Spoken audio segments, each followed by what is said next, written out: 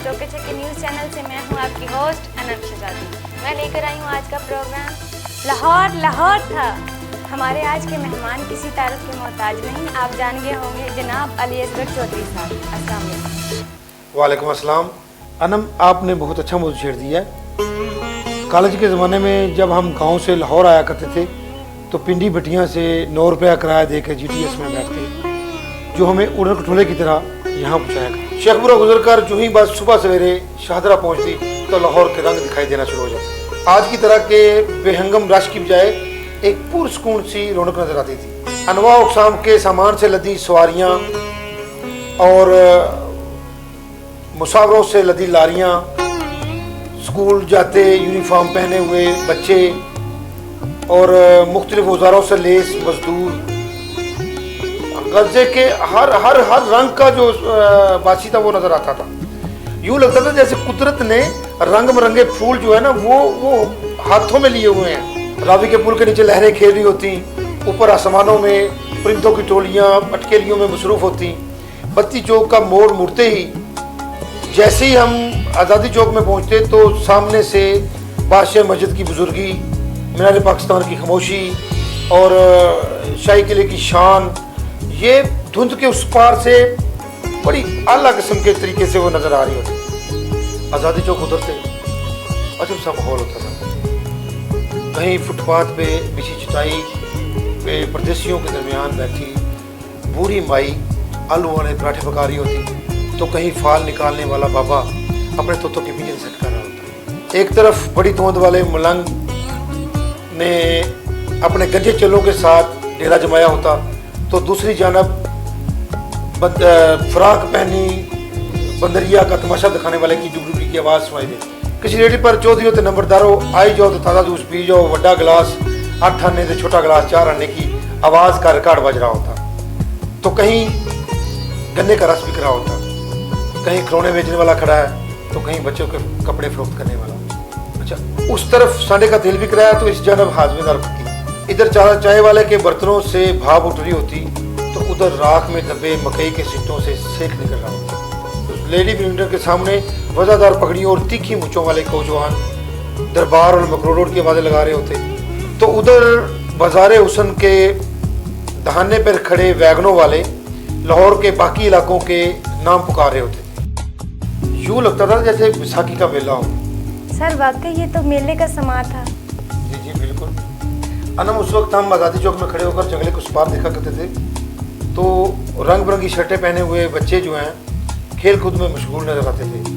कोई क्रिकेट खेल रहा है तो कोई फुटबॉल, कोई महज अटकेलियों में मसरूफ़ है। नवाही इलाकों से उस्ताद दामन जैसे शोरा हजरात हजूरी बाग की जो महफिल हुआ करती थी उसमें शिरकत के लिए सुबह सवेरे ही आते हुए दिखाई दिया करते थे। मतलब उस वक्त यहाँ आज़ादी के मफहूम की सही समझ आती थी। एक ही रंज की जोड़ी बेंच पे बुरजमान होती तो दूसरी झाड़ियों के उस पार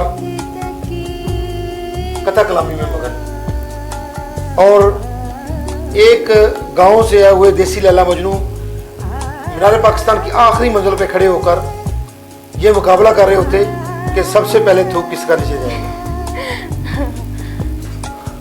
गुरुद्वारे के सुनहरी कलश से टकरा कर आने वाली सूरज की तिरछी हल्की किरणें आंखों को भली महसूस हुआ करती, तो मस्जिद के मीनारों के गिर्द उड़ते कबूतरों के गोल भले महसूस होते थे। शाही किले की पुरुष की इमारत माजी का हाल बयान कर रही होती तो मीनार पाकिस्तान पर लहराते परचम मुस्तकबिल की नवीद सुना रहे होते। यूँ लगता था कि जैसे ये खूबसूरत इमारतें अभी हाथों में हाथ डाल के किकली खेलना शुरू हो जाएगी। सर, क्या उस वक्त आज की तरह ऐसी जगहों पर धमाका नहीं होता था? अनम, ये वो दौर था जब ऐसी जगहों पे कोई बम धमाका नहीं हुआ करता था। छोटे मोटे ठग जो है ना वो नशे वाली बर्फी खिलाकर लोगों की जेब काट लिया करते। एक कंगा सिगरेट की डब्बी और 404 आने कुल नुकसान हुआ करता था, और जेब कटवाने वाला बंदा परेशान हुए बगैर स्टूडेंट बन के अपने गांव पहुंच जाएगा। उस वक्त मुख्तलिफ मुमालिक से आए सियाह यहाँ पर खुलेआम फिरा करते थे जैसे आजकल दहशतगर्द फिर रहे। अच्छा। ऐसे नज़ारे देखते दिखाते मुख्तलिफ बसों से, लारियों से, वैगनों से भांत भांत के उतरते चढ़ते लोगों की भीड़ का हिस्सा बन के हम भी किसी बस या वैगन या तांगे का सहारा लेकर आगे बढ़ जाएंगे। टकसाली गेट से हारे हुए ज्वारियों जैसे निकलते हुए लोग, उससे आगे छतरी वाले बाबे के दरबार की रौनक, और फिर दादा साहब के सब्ज गुंबद के नीचे लगी लंगर वालों की लंबी कतारें, कई किस्म की अंगूठियाँ, रंग बिरंगे मनके और सब सोगों में मलबूस पीर फकीर, और दरबार के सेन पर बिखरे अनाज की पर चूंचे लड़ाते सरमई कबूतर और ज़ायरीन का ठट्ठे मारता समंदर, हाथ देखकर शादी की तारीख बताने वाले, लंगर के लिए शापर भेजने वाले, रूप बदले पहलों किए और ज़ैचा निकाल कर महबूब को आपके कदमों में गिराने वाले, बावाज़े बुलंद किस्से पढ़ने वाले जंतरी फरोश, पहनावे के कीमती पत्थर बेचने वालों की छावड़ियाँ, और फिर गामे शाह के ड्रोनी मूछों वाले स्याहपोश दरवेश, हैरी पॉटर के किरदारों जैसे ये सभी अनोखे लोग सेंट्रल मॉडल स्कूल की खूबसूरत इमारत में दाखिल होते मासूम बच्चे, गोलबाग और जीसी की फूलों से लदी क्यारियाँ, अनारकली के दीदा देवता की झरोकों के पीछे बालकनियों से झांकते, जैन मंदिर से मजांग चुंगी तक हैरानकुन महारत की बनी हुई खूबसूरत और आला पाए की महारत से सजी हुई सिरी पाए और दीगर खाबों के नाश्ते में मगन, सड़क के दोनों तरफ अनवाह अक़साम के पकवानों की दुकानें, हलवा पूरी की खुशबुएं और नान चने की पैकिंग और लस्सी के लंबे लंबे गिलास और खोए के पेड़े। बस बस सर, ये सुनकर तो मेरे मुंह में पानी आ गया है। पैदल चलने वालों के लिए पुरानी तरह के पुल, इचरे के अखबार फरोश और वैगनों के हक्कर। जबरदस्त सर, जबरदस्त। पुराने फनकार मिस्त्रियों के हाथों की कशीदाकारी से सजी सड़क किनारे बड़ी खूबसूरत मसाजिद, जेल से बाहर रवायात से जुड़ी कहानियों के मरकज 9 बजे पीर की कब्र। मतलब ये कि मुस्लिम टाउन और एफसी कॉलेज के स्टाफ तक पहुंचते पहुंचते ये सभी हसीन नज़ारे हमारी आंखों के कैमरे से होते हुए जहन की डिस्क में कहीं जाके महफूज हो जाते हैं जी। तो मतलब ये कि जिंदगी का एक हुस्न था जो सड़कों पे बिखरा हुआ दिखाई देता था। मगर अब तो शायद सर ये चीज़ें सड़कों से गायब हो गई हैं। हाँ, फिर शुरफा का ज़माना आ गया। उन्होंने इमरान खान से पहले ही एक नया पाकिस्तान बनाने की कोशिश शुरू कर दी। अभी कुछ दिन ही पहले चीन से आए चंद मेहमानों के हमरा मुझे जहांगीर के मकबरे पर जाने का इत्तेफाक हुआ। तो वापसी पे हमारा प्रोग्राम बना के हम लोग जो है ना मेट्रो की जो ये लाजवाब सर्विस है जी। इसकी सवारी का लुत्फ उठाए, लिहाजा हम सभी फिर इस सफ़र के लिए तैयार हो गए। अच्छा, मेट्रो स्टेशन पे हम पहुंचे तो वो एक्सीलेटर जो शीशे की इंतहाई नफीस इमारतों या तहखानों बेसमेंटों में इंतहाई हिफाजत के साथ पहले बनाए जाते थे, यहाँ पे हमने देखा कि वो धूप, बारिश, आंधी जैसे सख्त मौसमों के बेरहमी का मुकाबला करने के लिए खुले छोड़े गए थे, जिसकी वजह से ये इलेक्ट्रिकल जीने जाम हुए पड़े थे। हमारे एक पेंडू साथी ने मेरे कान में सरगोशी की कि अच्छा हुआ बंद पड़ा है वरना बेइज्जती हो जानी थी। अच्छा। क्योंकि वो समझ रहा था कि 3-4 दफ़ा पाँव को तोल कर फिर इस पे सवार होना पड़ेगा, तो लिहाजा इज्जत रह गई है। शुक्र है, उसने शुक्र अदा किया कि शुक्र है कि ये बंद पड़े हैं। तो वहाँ पे कुछ ऐसा लग रहा था कि जैसे कि 150 साल पुराने जो अंग्रेज़ों ने हमारे रेलवे के निज़ाम में वो जो स्टेशन बनाए थे उनकी नकल उतारने की बड़ी भोंडी सी कोशिश की गई थी। शेड्स पर पेंडुओं की तरह अजीब सा फूलदार फाइबर लगाया हुआ था जो अभी चंद महीनों के बाद ही मैला हुआ पड़ा था। लातादाद सीढ़ियाँ चढ़कर हम हाँफते हुए 35 फुट ऊपर गए। उसके बाद हमने लंबी वॉक की और किसी काम या फिल्म की खिड़की पे मौजूद रश जैसे माहौल में हमने वहाँ से टोकन हासिल किए और उसके बाद फिर 35 फुट सीढ़ियाँ उतरकर हम रुए ज़मीन पर उतरे। उसके बाद फिर लंबी वॉक की जी। और फिर जाके लंगर लेने वालों की तरह हम लाइन में लग गए। अच्छा, ये तो बड़ी अजीब बात है। अच्छा, इसमें एक अजीब बात हमने फील की कि शेखुपुरा और गुजरांवाला के इलाके से आकर अपनी साइकिल, मोटरसाइकिल और इवन के कारें शाहदरा पे पार करके कसूर और उसके नवाही इलाकों में जाने वाले हजरात सबसे आगे खड़े थे और हम सबसे पीछे। अच्छा, थोड़ी देरी चंद मिनट का वक्फा हुआ होगा कि बड़ी शान के साथ मेट्रो बस आई और बड़ी इज्जत के साथ सबको जीतने नसीब हुई। एक भी मुसाफिर जो है ना वो खड़ा नहीं था। Wonderful sir.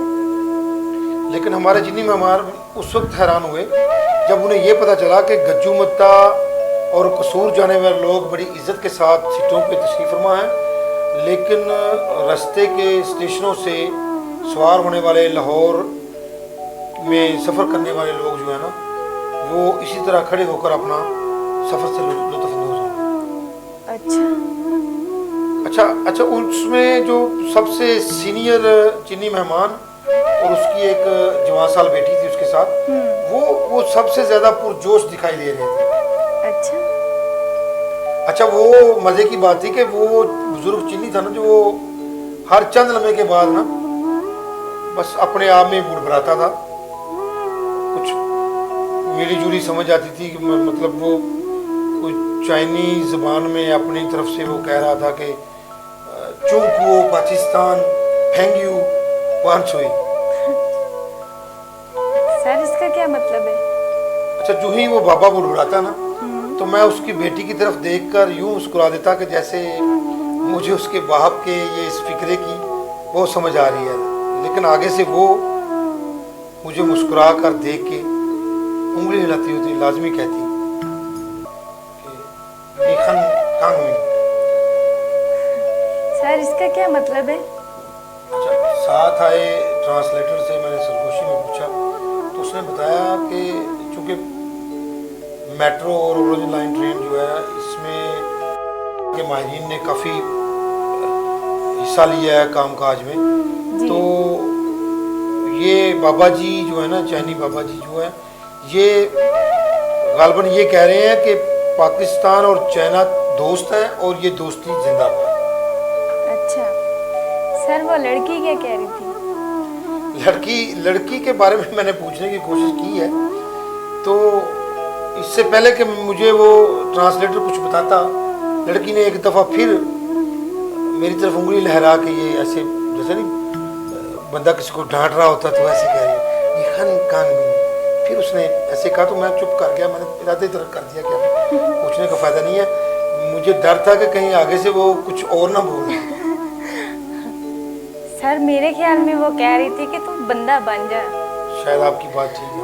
अच्छा, बस चली तो मैंने चाइनीज़ को अपनी तरफ मुखातब करके खिड़की के उस पार बड़ी रोब के साथ मैंने ना नज़ारे दिखाने की कोशिश की जी। लेकिन क्या बताऊं आपके रावी बूढ़ा होके मर चुका था। अच्छा, बत्ती चौक में पुराने रवायती खांचे और रेडियो की बजाय दूर दूर तक लोहे की बेढंगी सी तामीरात नजर आ रही। अच्छा, थोड़ा सा और आगे आए ना तो आज़ादी चौक में मौजूद सीमेंट की जलेबियों ने बादशाही मस्जिद, गुरुद्वारे और शाही किले के नज़ारों को कुछ लपेट सा रखा था। और आज़ादी चौक में आज़ादी से घूमने वाले सभी लोग गायब थे और हू का आलम था। अच्छा, मीनार पाकिस्तान जिद्दत का शिकार होकर खलंडरे लड़कों और रस से महरूम बिल्कुल तना खड़ा था और उधर हजूरी बाग की सकाफत का जो पौधा था वो अपने पार्क के बूटे बचाने के लिए ना वो उखाड़ दिया गया था। अच्छा। अच्छा, अंदर का जो पार्क अब नई गवर्नमेंटों ने और ये शुरफा बरादरान ने जो डेवलप किया था, जो अंदर का खूबसूरत पार्क बनाया था, उसको देखने के लिए अगर कोई इधर आने का इरादा भी रखता था ना, कि मेरे ख्याल में वो रस्तों का रश इतना ज़्यादा था कि खुदा अपना, यहाँ पे एक अजीब सी ऐसी उदासी छाई हुई थी जैसे रुखसती के बाद दुल्हन के घर पे छाई हुई। बाजार हुसन का हुसन भी मांद पड़ गया था और छतरी वाले बाबे की छतरी भी लपेट कर पानी कहाँ पे रख दी गई। अच्छा, ऊंचाई से दाता साहब की वो दरबार की रौनक की बजाय सिर्फ दूर दूर तक फैली हुई बेहंगम सी बेढंगी सी इमारतों का रस सा नजर आ रहा था। बस सेंट्रल मॉडल स्कूल की छत पर बिखरा हुआ सामान कबाड़ खाने का मंजर पेश कर रहा। नासिर बाग और गवर्नमेंट कॉलेज परेशान नजर आए। मतलब माजी की ये हसीन परियां अब मलंगनियों की तरह बाहर बखेरे बैठी थी। अच्छा, नारकली के खूबसूरत झरोके और बालकनियां गायब हो चुके थे और जैन मंदिर से आगे की जो खूबसूरत तारीखी अहमियत की हामल इमारतें मेट्रो बस के लिए मसवार की जा चुकी थी। पुराने मिस्त्रियों की फनकारी से मज़य्यन मसाजिद को शहीद की जा चुकी थी। 9 गज़े पीर भी कहीं और जा बसे थे। मतलब हर तरफ झुर्लू फिर गया था। Very sad. ख्वाबों और खानों के शौकीन लोगों की बजाय कूड़े क्रिकेट से हटी छतों पर रंग बिरंगी लहराती बल खाती पतंगों की जगह टूटी हुई कुर्सियां, ऊंधी पड़ी चारपाइयां और पुराने टायर, फटे हुए कपड़े, बसीदा बनियान पहने हुए लोग दिखाई दे रहे थे। अच्छा, उस वक्त हमें यूं लग रहा था जैसे लाहौर के बजाय हम कहीं कोई कबाड़पुरे नामी शहर में हम सफर कर रहे हैं। जिंदा दिलाने लाहौर उस दिन किसी झोपड़पट्टी के मकीनों की सूरत दिखाई दे रही है। फो लाहौर जहाँ हफ्ते के 7 दिनों में 10 मेले लगा करते थे, मेट्रो बस में बैठकर शायद कहीं और चला गया। तो लग रहा था कि जैसे किसी अल्लाह उठ्यार के मोहब्बत। ये नए नज़ारे मुझे मेहमानों के सामने शर्मिंदा करने के लिए काफ़ी थे। मेरी कैफियत भी उस लम्हे उस शायर जैसी हो चली थी कि जिसने कहा था अमन और सुकून का वो हसीन दौर कहाँ है, मैं सोच रहा हूँ लाहौर कहाँ है। लेकिन चीनी मेहमान इस नए माहौल को ही हमारा असल लाहौर समझ रहे, या फिर शायद उन्हें भी हमारे लीडरों की तरह किसी उतार चढ़ाव की परवाह नहीं थी। बुरी से बुरी चीज़ देख के भी उसकी बेटी चिल्लाती, वो खन खोयला, मतलब मैं बहुत खुश हूँ, तो बाप भी लाजमी कहता वो खन कौशिंग, मतलब मैं भी बहुत खुश हूँ। अच्छा, खचा खच भरी उस बस में किसी मुसाफिर की कोनी उसको टकराती तो वो बड़े अच्छे तरीके से, बड़े धम्मल मिजाजी के साथ बोलती कि शेशियनी, मतलब आपका शुक्रिया। तो वो अगला बंदा अपनी नासमझी में उसकी तरफ मुंह करके दांत निकालता तो वो फिर दोबारा कहती पुखची, मतलब यू वेलकम।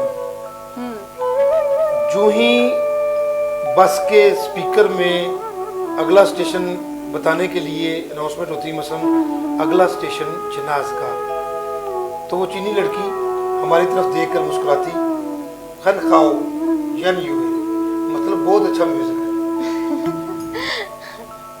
अच्छा, मैं जैसे ही ट्रांसलेटर की तरफ मुंह करता उसके कुछ पूछने के लिए, तो वो हर दफा उंगली लहराना नहीं बोलती थी और लाजमी कहती थी निखन कांग मिंग, और मैं खामोश हो जाया करता। मुस्लिम टोन आए तो टकाटक वालों के तवे गायब थे, दूर दूर तक बांसों के झुरमट की तरह हर तरफ पिलर ही पिलर नजर आ रहे थे। ट्रैफिक पहले से भी ज्यादा जाम और पब्लिक माजी से ज्यादा परेशान नजर आई। बस से उतरे, ये मैं बात कर रहा हूँ मुस्लिम टोन स्टेशन कैनाल स्टेशन की। वहाँ पे हम बस पे उतरे बिना अपने चीनी मेहमानों के।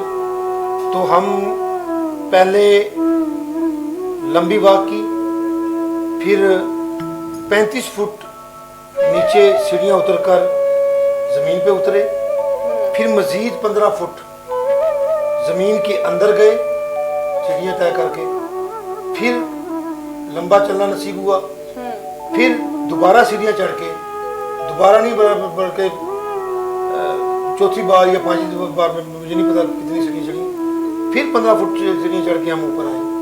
जी। तो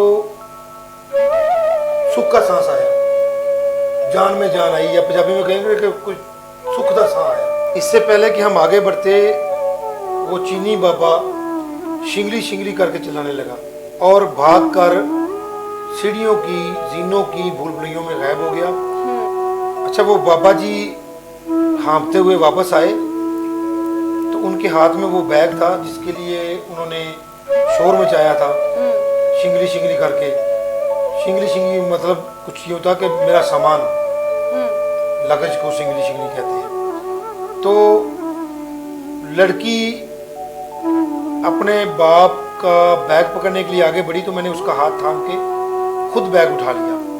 तो इस दफ़ा वो फिर मेरी तरफ इशारा करके दोबारा मुस्कुराई, निखन कांग मी, बड़ी शरारतमेज़ लहजे से बोली। तो अब की बार ट्रांसलेटर ने बगैर पूछे बताया कि ये कह रही है कि तुम बहुत चालाक हो। लगता वो समझ रही थी कि आप उस पे लाइन मार रहे हो। कुछ ऐसी बात लग रही थी। अच्छा, इस दौरान मैं उन बुजुर्गों और उन मजदूरों के बारे में सोचने पर मजबूर हो गया कि जिन्हें यहाँ पे रोज इस मेट्रो बस में सफर करके ये इतने जीनों की रंज में गुजर कर जाना पड़ता है। और मैं सोच रहा था कि वोट को इज्जत दो का नारा लगाने वालों ने यहाँ वोटर को जलील करने का पूरा बंदोबस्त कर रखा था। उस वक्त मुझे मेरा दिल चाह रहा था कि मैं इधर सीढ़ियों के ऊपर खड़ा होकर ना लाहौर लाहौर है का नारा लगाने वालों को चीख चीख कर बताऊं कि लाहौर है नहीं, लाहौर लाहौर है नहीं, बल्कि लाहौर लाहौर था। सर वाकई ये तो बड़ी अजीबोगरीब तरक्की नजर आई। अनम, इससे भी बुरा हशर इन लोगों ने ऑरेंज ट्रेन के जरिए लाहौर का किया है। इस शहर का वो हुस्न कि जिसकी वजह से लाहौर लाहौर था, तबाह व बर्बाद करके रख दिया। चुबुर्जी और साइंस प्लानिटोरियम जैसे तारीखी मुकामात बहुत पीछे रह गए हैं और ये ट्रेन उनसे काफ़ी आगे निकल चुकी है। मार रोड की निशानियाँ, मकरो रोड के रंग और लक्ष्मी चौक के ख्वाबों के डेरे, टका टका शोर, मार्चियों की शीशियों की छनाछन और टांगों के कोचवानों की आवाज़ें, सब कुछ इस ट्रेन के नीचे दब कर रहेंगे। सर मेरे ख्याल में हर पाकिस्तानी शहर का तकरीबन यही हाल था। देखो ना, जब हमारा कल्चर एक है तो माहौल भी एक होगा, लेकिन यहाँ पे मैं सिर्फ ये बताने की कोशिश कर रहा हूँ कि इस शहर के इस कल्चर को, इस उम्दा आला माहौल को इन लोगों ने किस तरह और कैसे तबाह किया। हाँ, तो मैं ये बता रहा था कि लक्ष्मी चौक से स्टेशन तक की कई अहम इमारतें जो मसलन नवाबजादा नसरुल्लाह खां की कोठी, जो मुल्की तारीख में इंतहाई अहमियत की हामिल थी, बजाय इसके कि कौमी सियासत के उतार चढ़ाव के हवाले से यहाँ पे कोई तस्वीरी म्यूजियम बना दिया जाता, मस्मार कर दी गई थी। और कुछ नहीं तो नवाबजादा नसरुल्लाह खां का निशानी समझ के कि हुक्का ही नस्ब कर देते स्टेशन की छत पे। जी सर, सही कह रहे हैं आप। इन शरीफजादों को पता नहीं कोई मशवरा देने वाले नहीं था कि इन्होंने इस तरह बेपर की उड़ाई। शायद इनके मशीर जैसे कहते हैं ना, सलाह हुई शायद इसकी, इनके जो ना वो किसी खाते के नहीं थी। जी, मतलब उठे मशवरे देने वाले ही होंगे सभी। हालांकि अताउल्लाह कासमी जैसे कई इंटेलेक्चुअल पर्सन को इन्होंने खूब नवाजा, फिर भी इनमें से किसी शख्स ने पाकिस्तान का ये सबसे खूबसूरत और बड़ा तारीखी अहमियत का हामिल शहर तबाह करते वक्त इनका हाथ नहीं रोका। और कुछ नहीं तो तकसीम से पहले कराची में जो अंग्रेज़ों ने वो ट्राम सर्विस चलाई थी, उसकी नकल कर लेते। लेकिन वो क्या कहते हैं कि नकल के लिए भी अकल की जरूरत होती है। सर वाकई उन्होंने ऐसा क्यों किया? गज्जूमता से रायविंड तक शायद इनकी अपनी ज़मीनें थी, जो इन्होंने सब रास्ते सब काफले उसी तरफ मोड़ दिए। हालांकि कलमा चौक से गज्जूमता तक और बत्ती चौक से शादरा तक जंगले लगाकर शहर को 2 हिस्सों में तकसीम करने की कतई कोई जरूरत नहीं। इन इलाकों में स्पीडो बस जैसी कोई अच्छी सर्विस ही चला देते तो वो भी काफ़ी थी, या फिर यहाँ भी कोई 2 मंजिला बस चला देती थी तो काम चल जाना था। ये तमाम पैसा कलमा चौक से मीनार पाकिस्तान तक लगाकर ज़ेरे ज़मीन एक अच्छा बेहतरीन मेट्रो सिस्टम बनाया जा सकता था। 20-20 फुट नीचे जाकर जो इतने भारी भरकम स्तून बनाए गए हैं और उन पर अजीबोगरीब किस्म के पौधे लगाए गए हैं, उसी खर्चे में नीचे के अंडरग्राउंड सिस्टम की दीवारें बन जानी थी और ऊपर बने जो पुल का जो अखराजात जितने उठे हैं उसी बजट में मेरे ख्याल में उस अंडरग्राउंड सिस्टम की छत पड़ जानी थी। यहाँ तो ये कहा जा सकता है कि खाया पिया बहुत कुछ, सब कुछ थोड़ा 12 रुपये। ऊंची ऊंची सीढ़ियाँ बनाने की भी जरूरत न रहती, 10-12 फुट नीचे जाकर काम कर जाते। 6-7 फुट नीचे और जाते तो ट्रेन के नीचे से सड़क के आर पार जाने वालों के लिए एक खूबसूरत रास्ता बन जाता, यानी कम खर्च बाला नशी। बिल्कुल ठीक कह रहे हैं आप। ऊपर की रौनकें इसी तरह बाहर रहती और नीचे एक बिल्कुल नया लाहौर आबाद हो जाता। जी बिल्कुल ठीक कह रहे हैं आप। हर स्टेशन पर ज़ेरे ज़मीन एक अच्छा सा पॉइंट बनाते, ख्वाबों की दुनिया जैसा, यूं जैसे चिड़ी का। वाओ। नीचे जेंट्स लेडीज वॉशरूम होते, अच्छे टी स्टॉल बनाते, नेट कैफे होते, हैंडीक्राफ्ट वालों को उठाते। कहीं लोहार पुराने ज़माने की तरह छोटे छोटे औजार बना रहा होता तो कहीं कुमार मिट्टी के बर्तन। एक तरफ तरखान लकड़ी की चीज़ें और खिलौने मरम्मत कर रहा होता तो दूसरी तरफ कशीदाकारी हो रही होती। कहीं मेहंदी लग रही होती तो कहीं दुपट्टे रंगाई वाले बैठे होते। एक तरफ तलमे वाला होता, ठूरे वाले अच्छे रेस्टोरेंट होते। मतलब एक खूबसूरत टोकरी में रंग बिरंगे फल जो है ना वो सजा दिए जाते। वाह, क्या होता अगर ऐसा होता। सर यूं तो यहाँ पे मैकडोनल्ड और KFC वगैरह को भी जगह दी जा सकती थी। हाँ बिल्कुल। इस तरह बैरून मुल्क से आए सयाह और विजिटर के लिए भी एक अच्छा पॉइंट बन जाना था और दम तोड़ती पुरानी रवायात और लोगों के रोज़गार भी जिंदा रहे।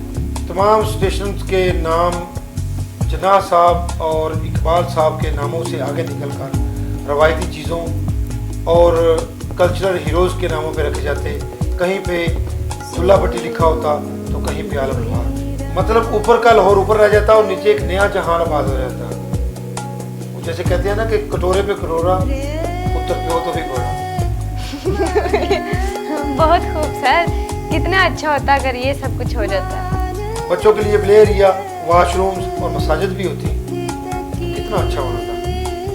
बिल्कुल सर। इस तरह ये स्टेशंस इचरा और अनारकली जैसी करीबी मार्केटों में आए लोगों में भी काफ़ी मकबूल हो जाते। जी हाँ, बिल्कुल सही कह रहे हैं आप। मार्केट जाएं, हर तरफ रश ही रश नज़र आता है। ऐसी सहूलतें दूर दूर तक दिखाई नहीं देती। जदीद सफरी सहूलियत के लिए ऐसी तोड़फोड़ तो होती रहती है। देखो ना, पहली चीज़ का सत्यानाश करके नई चीज़ बनाना कोई अक्लमंदी नहीं।